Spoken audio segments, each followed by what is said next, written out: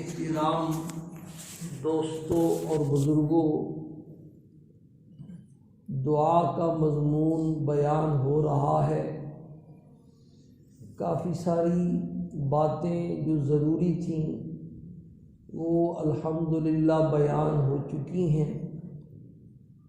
آج کل جو بات چل رہی ہے وہ یہ چل رہی ہے کہ دعا مانگنے سے پہلے اگر کوئی آدمی مقبول وظیفہ پڑھ لے اور پھر دعا مانگے تو اس دعا کی قبولیت کا زیادہ چانس ہو جاتا ہے، وہ قبولیت کے زیادہ قریب ہو جاتی ہے، اس لیے کہ وظیفہ پڑھنے کی برکت سے بندے کو اللہ پاک کا قرب نصیب ہوتا ہے، اور اللہ پاک کا جب قرب نصیب ہوا اور اللہ کے پاس پہنچ گیا، اللہ کے دربار میں حاضری ہو گئی، تو اب اس وقت ساری کائنات کا سچا بادشاہ ہے، اس سے جو مانگے جو کام کرانا چاہے اللہ پاک کی ذات وہ کام فرما دیتی بے شک۔ لیکن وظائف کے لیے میں نے عرض کیا تھا کہ ایک تو نیٹ سے وظیفے دیکھ کر کے آج کل ہر کوئی مفتی بھی بنا ہوا ہے، ہر کوئی ڈاکٹر بھی بنا ہوا ہے، ہر کوئی حکیم بھی بنا ہوا ہے، اسی طریقے سے ہر کوئی عامل بھی بنا ہوا ہے، تو نیٹ والے وظیفے نہ ہوں۔ اسی طریقے سے کتابوں کے مستند جو وظائف ہیں کسی کتاب سے پڑھ کے نہ، یہ ایسا ہی ہے جیسے بندہ اپنا علاج خود کرے، کسی ماہر غذائیات کو نبض چیک کرا کے، ٹیسٹ چیک کروا کر کے اس سے تشخیص کروانا غذا کا یا دوا کا، اس میں جتنا فرق ہے، اور خود کتابیں دیکھ کر کے اپنا علاج کرنا، ظاہر بات ہے آپ سمجھدار لوگ ہیں، سمجھتے ہیں اس میں کتنا فرق ہے۔ یہی حال بھائی وظائف کا بھی ہے، اس لیے کتابوں سے وظائف دیکھ کے خود نہ پڑھے، نیٹ سے وظائف دیکھ کے خود نہ پڑھے، بلکہ کسی اللہ والے سے پوچھ کے پڑھے۔ اللہ والے کی زبان سے نکلی ہوئی جو بات ہوتی ہے وہ اپنا اثر رکھتی ہے، اللہ پاک پھر اپنے پیاروں کی لاج بھی رکھ لیتے ہیں کہ میرے پیارے نے بتایا ہوا وظیفہ ہے۔ تو اس کے لیے میں تو اللہ والا نہیں ہوں بھائی، گنہگار آدمی ہوں، تمہارے سامنے ہوں، تو میں نے بھی چونکہ اللہ والوں سے نسبت ہے تو اس تعلق کی بنیاد پر زیادہ تو نہیں، دو ہی وظیفے بتانے تھے، ایک وظیفہ میں بتا چکا ہوں صلاۃ الحاجت، اور وہ اصل بتلایا ہوا خود سرکار دو عالم صلی اللہ علیہ وسلم کا ہے۔ دوسرا وظیفہ گزشتہ جمعے عرض کیا تھا، قرآن پاک کی تلاوت، اس کی اہمیت بتانے کے لیے تھوڑی سی بات لمبی ہو گئی اور وہ بالکل بیچ میں رہ گئی۔ قرآن پاک یہ ایسا ایک خزانہ اللہ نے ہمیں مفت میں دیا ہوا ہے، ہمارے گھروں میں پڑا ہوا ہے، مسجدوں میں پڑا ہوا ہے، مگر اس خزانے کی ہمیں قدر نہیں۔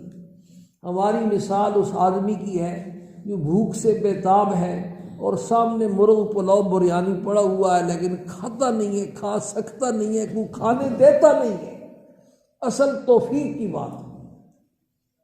تو قرآن پاک کو معمولی کتاب مت سمجھے بھائی، قرآن پاک کی شان میں نے عرض کیا تھا اتنا ہی کہہ دینا کافی ہے کہ یہ اللہ کی کلام ہے، جس کائنات کے مالک نے ساری کائنات میں بولنے والے پیدا کیے اور اس میں بڑے بڑے بولنے والے آئے، اس کی اپنی کلام کیسی ہوگی؟ اس کے لیے پھر میں نے عرض کیا تھا اللہ پاک نے اپنی کلام کے لیے ساری چیزیں سب سے اعلیٰ ایک نمبر چیزیں منتخب فرمائیں۔ بادشاہ کے انتخاب میں شاہی محل بنانے کے لیے اس میں غلطی کا امکان بھی ہے اور عاجز آنے کا بھی امکان ہے، لیکن اللہ پاک کے انتخاب میں غلطی کا بھی امکان نہیں اور عاجز آنے کا بھی کوئی تصور نہیں۔ اللہ پاک نے اپنی کلام پاک کے لیے زمین کا انتخاب فرمایا، حرمین شریفین کی زمین کا، یہ آپ نے سنا۔ اللہ پاک نے اپنی کلام پاک کے لیے زمانے کا انتخاب فرمایا۔ اس پر بات چل رہی تھی کہ دنیا جب سے بنی ہے اور جب تک رہے گی اس میں خیر و برکت کے اعتبار سے جو افضل ترین زمانہ ہے، پوری امت کے علماء کا اس پر اجماع ہے، وہ کون سا زمانہ ہے؟ جس میں ہمارے آقا تشریف لائے۔ اس پر بھی میں نے کئی باتیں عرض کی تھی، صرف ایک حدیث آپ کو سنانی تھی کہ آپ کا زمانہ خیر و برکت کے حساب سے کیسا زمانہ تھا۔ حجۃ الوداع کے موقع پر سرکار دو عالم صلی اللہ علیہ وسلم کے ساتھ 1,24,000 یا 25,000 صحابہ کا مجمع تھا۔ 10ویں ذی الحجہ کو صبح کی نماز طلوع صبح صادق کے متصل بعد آپ نے پڑھی۔ اس کے بعد پھر آپ نے تھوڑی دیر وقوف کیا، وقوف مزدلفہ حج کا واجب ہے۔ طلوع آفتاب سے تھوڑی دیر پہلے یہ سارا مجمع پیدل یا اونٹوں کے اوپر مینا کی طرف روانہ ہوا ہے۔ رش آج کل بھی ہوتا ہے، لیکن اس زمانے کا یہ بہت بڑا رش تھا، اجتحام تھا، اور سہولتیں بھی نہیں تھی۔ اب تو جگہ جگہ بیت الخلاء بنے ہوئے ہیں، پانی کا انتظام ہے، اس وقت سہولتیں بالکل ناپید تھیں۔ یہ سارا مجمع پیدل مینا گیا ہے۔ مینا پہنچ کر آپ صلی اللہ علیہ وسلم نے سب سے پہلے بڑے شیطان کو کنکریاں ماری۔ اس دن ایک ہی شیطان کو کنکریاں مارنی ہوتی ہیں۔ ایک دفعہ میں وہاں تھا تو ایک لاہوری وہاں سے گزر رہا تھا، تو کہتا آج تو سب نے وڈے کنجر نو مارنا ہے۔ لوگ سمجھتے ہیں کہ یہی شیطان ہے۔ وہ کہتا ہے بس تم مجھے تو مار لو، پھر یہاں سے جاؤ گے تو پھر میرے تو بڑے شیطان کو اس دن کنکریاں مارنی ہوتی ہیں۔ وہ آپ نے کنکریاں ماری، ظاہر سارے صحابہ نے ماری۔ اس کے بعد پھر آپ صلی اللہ علیہ وسلم نے 100 اونٹ کی قربانی دی۔ 63 اونٹ اپنے دست مبارک سے ذبح فرمائے اور باقی حضرت علی رضی اللہ تعالیٰ عنہ کے حوالے کیے، انہوں نے ذبح فرمائے۔ جب 100 اونٹ قربان ہو چکا تو ہر اونٹ کے گوشت سے ایک بوٹی کا ٹکڑا کاٹا گیا تاکہ سارے اونٹوں کا حصہ پہنچ جائے۔ ایک بہت بڑی ہنڈیا میں اس کا شوربہ تیار کیا گیا۔ وہ شوربہ آپ صلی اللہ علیہ وسلم نے نوش فرمایا تاکہ سب کا حصہ اندر پہنچ جائے۔ اس کے بعد پھر آپ نے حلق کروایا، سارے صحابہ نے حلق کروایا، آپ نے اپنے بال تقسیم کروا دیے، سارے صحابہ نے حلق کروایا۔ اس کے بعد آپ نے احرام کھول دیا۔ اس کے بعد کپڑے پہننے کی اجازت ہوتی ہے۔ حلق کروانے کے بعد اور احرام کھولنے کے بعد یہ سارا مجمع 1.25 لاکھ کے قریب پیدل مینا سے مکہ پہنچا ہے یا اونٹوں کے اوپر۔ مکہ پہنچ کر آپ صلی اللہ علیہ وسلم نے طواف زیارت فرمایا، سارے صحابہ نے کیا۔ اس زمانے کا یہ بہت بڑا رش تھا۔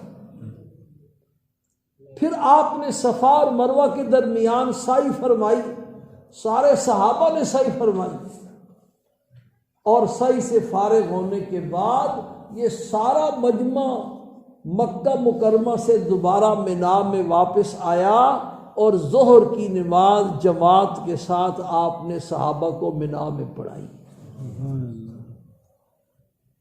جن کو حج کی سعادت اللہ پاک نے بخشی ہے وہ سوچیں کہ یہ اتنے سارے کام، 100 اونٹوں کی قربانی بھی، شیطان کی کنکریاں بھی، حلق بھی، طواف زیارت بھی، سعی بھی، مکے اور مینا کی آمد و رفت بھی، مزدلفہ سے مینا آنا بھی، یہ سارا کام ہو سکتا ہے؟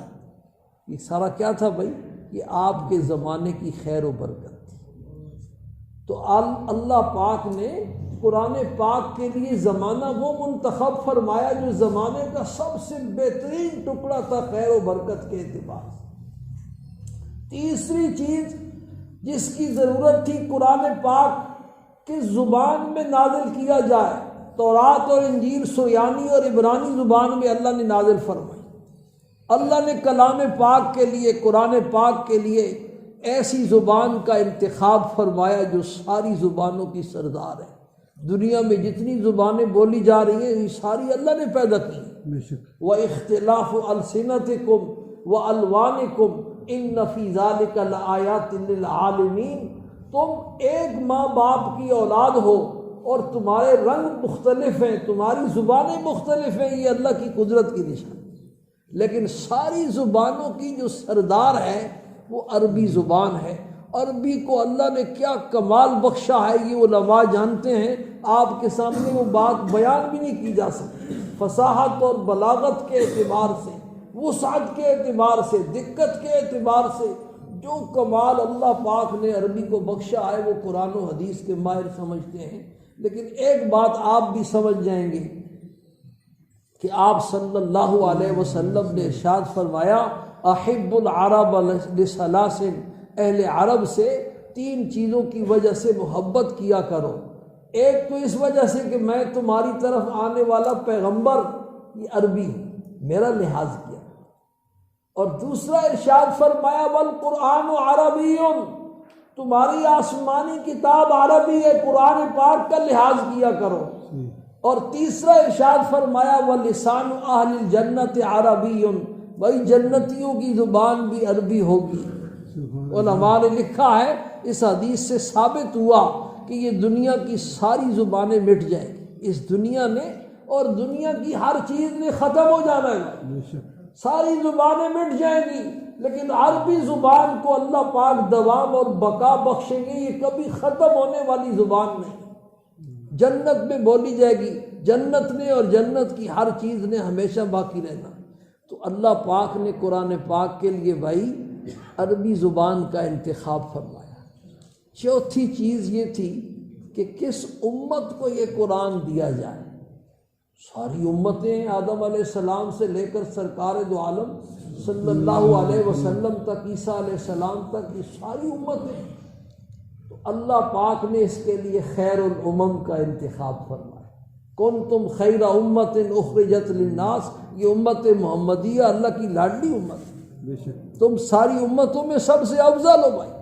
سرکار دو عالم صلی اللہ علیہ وسلم کا ارشاد ہے نحن الآخرون السابقون، ہم دنیا میں سب سے آخر میں آئے لیکن جنت میں سب سے پہلے جائیں۔